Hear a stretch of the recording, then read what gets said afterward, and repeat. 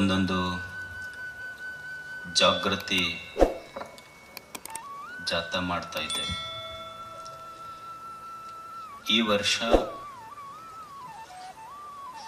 ಗಿಡ ನೆಡುವ, ಸಸಿ ನೆಡುವ ಕಾರ್ಯಕ್ರಮ ಪ್ರಾರಂಭ ಮಾಡ್ತಾ ಇದ್ದೇವೆ.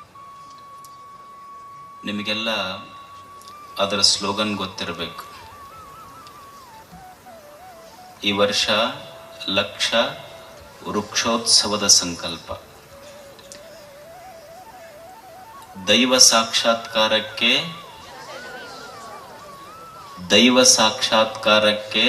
ಲಕ್ಷ ದೀಪೋತ್ಸವ, ಪ್ರಕೃತಿ ಸಾಕ್ಷಾತ್ಕಾರಕ್ಕೆ ಲಕ್ಷ ವೃಕ್ಷೋತ್ಸವ. ದೇವರ ಪ್ರೀತಿ ಬರಬೇಕು ಅಂದ್ರೆ ದೀಪ ಹಚ್ಚೋದು, ನಿಸರ್ಗ ಪ್ರೀತಿ ಮಾಡಬೇಕು ಅಂದ್ರೆ ಗಿಡ ಹಚ್ಚಬೇಕು. ಗಿಡ ಬೆಳೆಸದೆ ಇದ್ರೆ ಬದುಕ ಇಲ್ಲ ಮನುಷ್ಯನಿಗೆ. ಒಬ್ಬ 100 ಫೀಟ್ ಬೋರ್ ತೋಡ್ದ, ನೀರ ಸಿಗ್ಲಿಲ್ಲ. ಗಿಡದ ಕೆಳಗೆ ಬಂದು ಕುಂತು ನಿಟ್ಟುಸಿರಿ ಬಿಟ್ಟ. ಗಿಡ ಹೇಳ್ತು, 100 ಫೀಟ್ ತೋಡಿದ್ರು ನಿನಗೆ ನೀರು ಸಿಗಲಿಲ್ಲ, 100 ಫೀಟ್ ತೋಡೋ ಬದಲಿ ನನಗೆ 3 ಫೂಟ್ ತೋಡಿ ಹಚ್ಚಿದ್ರೆ ನಿನಗೆ ನೀರು ಕೊಡ್ತಿದ್ನೆಲ್ಲ, ಮಳಿ ಬರೆಸ್ತಿದ್ನೆಲ್ಲ ಅಂತ ಗಿಡ ಹೇಳ್ತಾನೆ. ಈ ದೇಶದ ಸಂಪ್ರದಾಯದಲ್ಲಿ ಒಂದು ಪವಿತ್ರ ಹಬ್ಬ ಇದೆ. ಏನು ಹೇಳಿ? ರಕ್ಷಾಬಂಧನ. ನೀವೇನು ಮಾಡ್ತೀರ ಅವಾಗ? ತಂಗಿ ಅಣ್ಣನಿಗೆ ರಾಖಿ ಕಟ್ಟಿ, ಅಂದ್ರೆ ಅಣ್ಣ ನನಗೆ ಜೋಪಾನ ಮಾಡ್ತಾನ, ನಂದು ಎಂಥದ್ದೇ ಕಷ್ಟದ ಸಂದರ್ಭ ಬರಲಿ ನನಗೆ ಜೋಪಾನ ಮಾಡ್ತಾನ ಅನ್ನೋ ಭರವಸೆ ತಂಗಿಗೆ. ಭಾಳ ವರ್ಷ ಮಾಡಿರಿ ಇಂಥ ಕಾರ್ಯಕ್ರಮ, ಅವು ದಾರಾನೂ ಹರಿದಾವ. ಇನ್ನು ಮೇಲೊಂದು ಹೊಸ ಪ್ರಯೋಗ ಮಾಡ್ರಿ.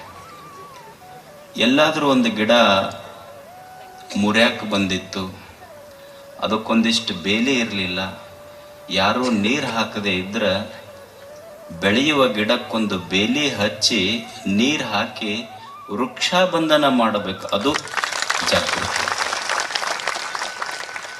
ಒಂದು ರಕ್ಷಾಬಂಧನ, ಇದು ವೃಕ್ಷಾಬಂಧನ ಮಾಡಬೇಕು. ಗಿಡ ಬೆಳೀತಾ. ಇದು ನೀವೆಲ್ಲ ಈಗ AC ಹಚ್ಕೊಂತಾರಿಲ್ಲ ಮನ್ಯಾಗ, ಅದಕ್ಕೇನಂತಾರ? Air condition. ನೀವು ಮನ್ಯಾಗ AC ಕುಂದರ್ಸೋದು ಬರೀ ಕಂಡೀಷನ್ಡ್ ಏರ್ ಬರ್ತೈತಿ. ಗಿಡ ಹಚ್ಚಿ ಬಿಟ್ರೆ ಅದು ಬಡವರ AC, ಅನ್ಕಂಡೀಷನ್ಡ್ ಏರ್ ನಿಮ್ಗೆ ಎಷ್ಟು ಬೇಕಷ್ಟು ಕೊಡ್ತೈತಿ. ಬಡವರ ಏಸಿದು ಅಲ್ಲೇನು ಅಷ್ಟು ಪಾಯಿಂಟ್ ಇಡ್ಬೇಕು, ಇಷ್ಟು ಪಾಯಿಂಟ್ ಇಡ್ಬೇಕಂತ ಏನಿಲ್ಲ.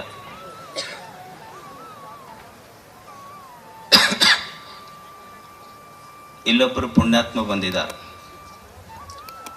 ಅವರ ಹೆಸರು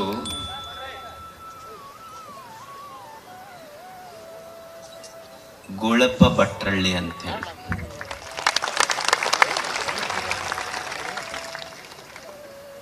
ಅವ್ರು ಏನ್ ಮಾಡಿದಾರಂದ್ರೆ, ಕೂಡ್ಲಿಗಿ ತಾಲೂಕಿನಲ್ಲಿ ಒಂದು ಹಳ್ಳಿಯಲ್ಲಿ ಸರ್ಕಾರಿ ಜಮೀನಿತ್ತು, ಒಂದು 125 ಎಕರೆ.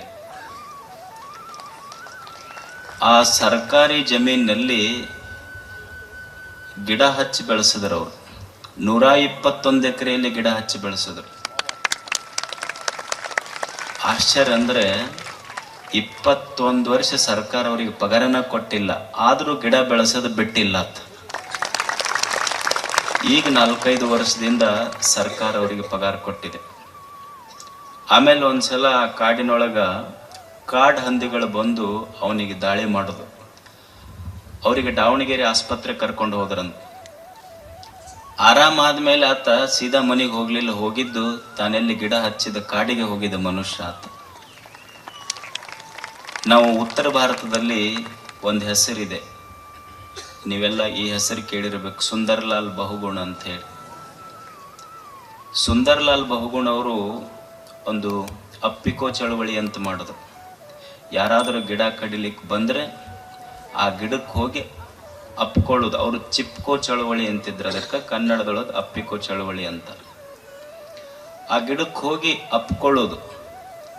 ಅಂಥದ್ದೇ ಒಂದು ಯಶಸ್ವಿ ಪ್ರಯೋಗ ಮಾಡಿ ಗೂಳಪ್ಪನವ್ರೇನು ಎಲ್ಲಿ ಗಿಡ ಬೆಳೆಸಿದ್ರಲ್ಲ, ಅಲ್ಲಿ ಜನ ಗಿಡ ಕಡಿಲಿಕ್ಕೆ ಬಂದರೆ ಗಿಡಕ್ಕೆ ಹೋಗಿ ಅಪ್ಪಿಕೊಂಡು ಗಿಡ ಕಡಿಬೇಕಾದ್ರೆ ಮೊದಲು ನನಗೆ ಕಡೀರಿ ಆಮೇಲೆ ಗಿಡ ಕಡಿವಿರಂತ ಅಪ್ಪಿಕೋ ಚಳವಳಿ ಮಾಡಿದವರು ಬಟ್ಟಳ್ಳಿ ಗುಳಪ್ಪನವರು.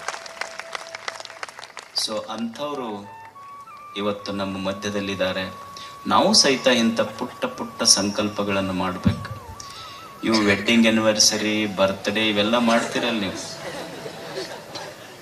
ಅವೇನು ಹಚ್ಚಿದ ದೀಪ ಆರಿಸಿ ಎಂದು ಹುಟ್ಟು ಹಬ್ಬ ಮಾಡಬೇಡ್ರಿ. ಒಂದು ಗಿಡ ಹಚ್ಚಿ ಹುಟ್ಟು ಹಬ್ಬ ಮಾಡ್ರಿ, ನಿಸರ್ಗ ಸಂತೋಷ ಪಡ್ತದೆ. ಆಮೇಲೆ ವೆಡ್ಡಿಂಗ್ ಆ್ಯನಿವರ್ಸರಿಗೆ ನೀವೇನು ನೋಡ್ರಿ, ನೀವೊಂದು ಏನಾರ ಗಿಫ್ಟ್ ಕೊಡ್ತೀರಾ, ನೀವು ಯಾವಾಗ ಕೊಟ್ಟಿರ್ತೀರಿ, ನೀವು ಮಂದಿ ನಿಮಗೆ ಒಯ್ದು ಕೊಟ್ಟಿದ್ದು ಸೀರೆ ಅವ್ರಿಗೆ ಕೊಟ್ಟಿರ್ತೀರಿ, ಅವರು ಅದನ್ನ ತೆಗೆದಿಟ್ಟಿರ್ತಾರೆ, ಮತ್ತೆ ಇನ್ನೊಬ್ರು ತಂದು ನಿಮಗೆ ಕೊಡ್ತಾರೆ. ಬರೀ ಇದ ನಡೀತೈತಿ. ಈ ಮೋಸ ಮಾಡೋ ಉದ್ಯೋಗದಕ್ಕಿಂತ ನಿಸರ್ಗಕ್ಕೆ ನೆರವಾಗುವಂಥ ಅನುಕೂಲ ಆಗುವಂಥ ಒಂದು ಒಳ್ಳೆ ಕೆಲಸ ಅಂದ್ರೆ ಗಿಡ ಹಚ್ಚೋ ಕೆಲಸ ಮಾಡಿಬಿಟ್ರೆ ಎಷ್ಟು ಅದ್ಭುತ ಆಗ್ತದೆ ನೋಡಿ. ಅದಕ್ಕಂಥ ಒಂದು ಅದ್ಭುತ ಕೆಲಸ ಮಾಡಿದ ಒಬ್ಬ ವ್ಯಕ್ತಿ ನಮ್ಮ ಮಧ್ಯದಲ್ಲಿದ್ದಾನೆ. ಅವರಿಗೆ ಪರಮ ಪೂಜ್ಯರು ಸನ್ಮಾನಿಸಬೇಕು. ಅವರ ಆದರ್ಶ ನಮಗೆಲ್ಲ ಆಗಲಿ ಅಂತ ನಾವೆಲ್ಲ ಆಶಿಸೋಣ.